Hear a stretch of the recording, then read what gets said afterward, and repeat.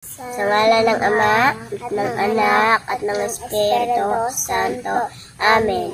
Sumasampalataya ako sa Diyos amang makapangyarihan sa lahat, umigawa ng langit at lupa. Sumasampalataya ako kay sa Kristo, iisang anak ng Diyos, Panginoon natin lahat.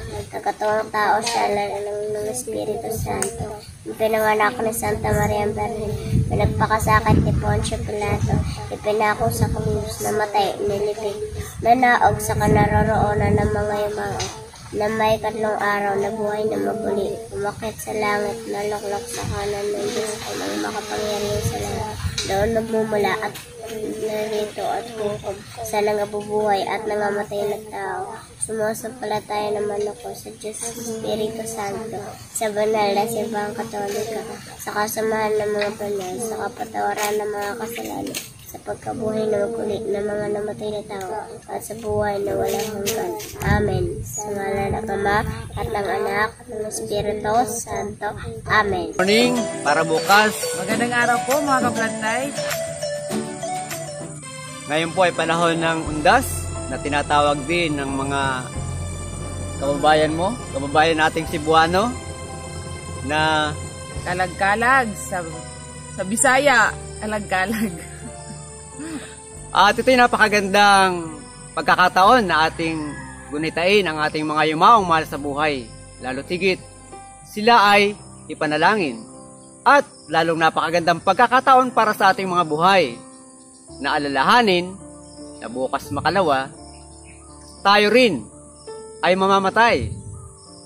Kaya nga naalala ko ang isa kong kaibigan na yumaon na, si Julius sa Davao City, na mayroon siyang nakakatuwa na kwento at maganda rin pagnilayan.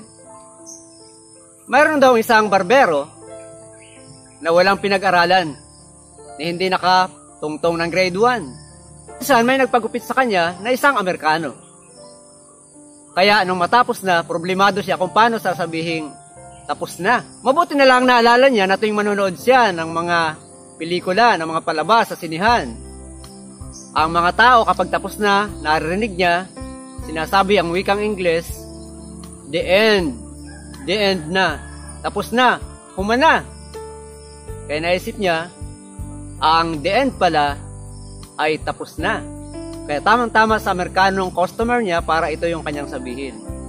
Kaya habang naghahasa siya ng kanyang labaha, lumapit at humarap sa Amerikano at sinabing, Joe, this is your the end.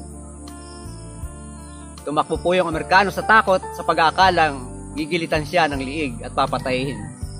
Ano ang punto ng kwento? Na lahat ay matatapos at magwawakas.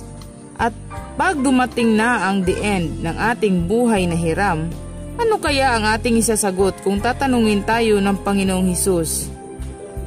Ano ang ginawa mo noong nabubuhay ka pa? Ano ang ginawa mo noong nabubuhay ka pa? Ano nga ba ang ginawa natin habang tayo ay nabubuhay pa?